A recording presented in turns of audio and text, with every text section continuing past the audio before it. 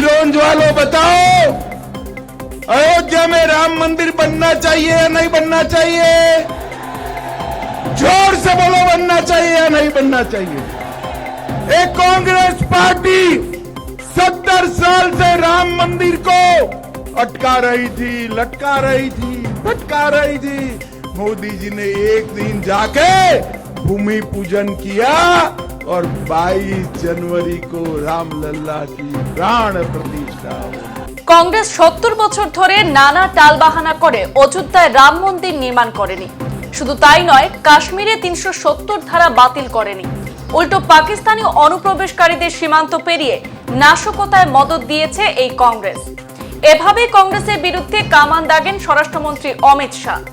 আজ মধ্যপ্রদেশের বিদিশায় এক নির্বাচনী প্রচারে গিয়ে তিনি আরো বলেন, রাহুল গান্ধী 370 ধারা বাতিলের দিন সংসদে বলেছিলেন এই ধারা বাতিল হলে কাশ্মীরে রক্তের গঙ্গা বইবে, কিন্তু প্রধানমন্ত্রী মোদীর কঠোর সিদ্ধান্তে এই দিনই 370 ধারা বাতিল করা হয়। এরপর থেকে সমগ্র কাশ্মীরে শান্তির বাতাবরণ সৃষ্টি হয়েছে। কোনো অপ্রীতিকর ঘটনা ঘটেনি, আর ঘটতেও পারবে না। রাহুল বাবার কোনো রাজনীতি কাজে আসেনি। 22 জানুয়ারি অযোধ্যায় রাম মন্দিরও উদ্বোধন করা হবে। বিজেপি প্রতিশ্রুতি দিয়ে তা রক্ষা করে এবং ভালোভাবেই জানে বলে দৃঢ়তার সঙ্গে উল্লেখ করেন অমিত শাহ। 36 लाख से अधिक गरीबों के घर बनाए और हमने तय किया है कि आने वाले दिनों में 6 एक्सप्रेसवे बनाकर पूरे मध्य प्रदेश को रोड के जाले से बुनने का काम ये भारतीय जनता पार्टी की सरकार करेगी। भाई और बहनों, मुझे बताओ कि कश्मीर हमारा है या नहीं है? अरे यार, ऐसी आवाज से बताते हो, कश्मीर तक आवाज जानी चाहिए। ये कश्मीर हमारा है या नहीं है? धारा 370 हटनी चाहिए थी या नहीं हटनी चाहिए थी? एक कांग्रेस पार्टी 70 साल से धारा 370 को अनरोस बच्चे की तरह अपने गोदी में पाल कर रखी थी। आपने मोदी जी को दूसरी बार प्रधानमंत्री बनाया, 5 अगस्त 2019 को मोदी जी ने धारा 370 को समाप्त कर दिया और एक कश्मीर हमारा हमेशा के लिए भारत का अभिन्न अंग बन गया। मगर युवाओं, मैं एक बात बताता हूं, मैं संसद में धारा 370 हटाने का बिल लेकर खड़ा हुआ, सड़क से राहुल बाबा खड़े हो गए। जानते हो ना राहुल बाबा को? अरे जानते हो या नहीं जानते हो? अरे भाई जानते हो ना? वो खड़े हो गए और कहा धारा 370 मत हटाओ, मत हटाओ। मैंने कहा क्यों भाई, क्यों ना हटाएं? तो उन्होंने कहा कश्मीर में खून की नदियां बह जाएगी।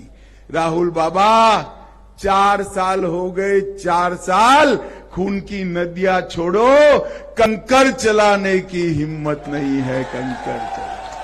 ये नरेंद्र मोदी सरकार है। मोदी जी ने देश को सुरक्षित करने का काम किया है। भाई और बहनों, एक कांग्रेस की सरकार थी, सोनिया मनमोहन की सरकार थी, यूपीए की सरकार थी। 10 साल तक पाकिस्तान से आलिया, मालिया, जमालिया घुस जाते थे और बम धमाके कर कर चले जाते थे, मगर मनमोहन सिंह के माथे पर जू नहीं रेंगती थी। मौनी बाबा चुप रहते थे। मोदी जी प्रधानमंत्री बने, पुरी और पुलवामा में हमला किया, उरी और पुलवामा में हमला किया। 10 ही दिन में सर्जिकल स्ट्राइक और एयर स्ट्राइक कर कर पाकिस्तान के घर में घुसकर आतंकवादियों का सफाया। भाई और बहनों, ये नरेंद्र मोदी सरकार है।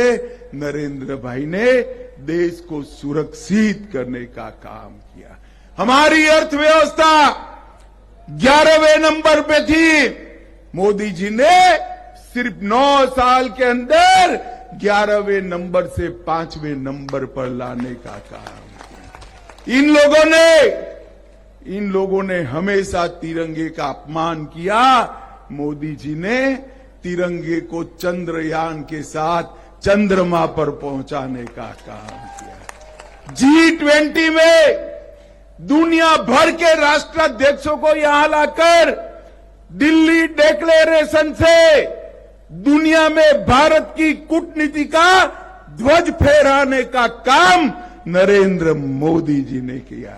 और माताओं बहनों को लोकसभा और विधानसभा में 33% आरक्षण देकर माताओं बहनों का सम्मान करने का काम नरेंद्र मोदी जी ने किया। अंत में मैं एक बात करने आया हूं भैया, मोदी जी के राज में देश भर में जितने भी भारतीय संस्कृति के प्रतीक थे उसका सम्मान हुआ।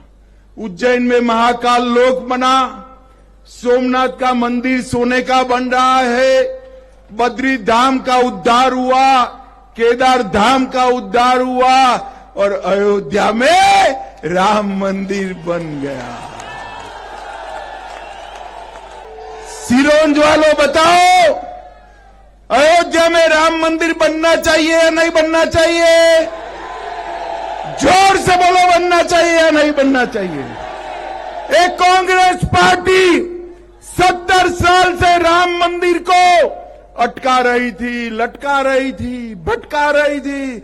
मोदी जी ने एक दिन जाके भूमि पूजन किया और 22 जनवरी को रामलल्ला की प्राण प्रतिष्ठा होने। সংবাদ এই পর্যন্তই, ফিরছি পরবর্তী অন্যান্য আপডেট নিয়ে। ধন্যবাদ।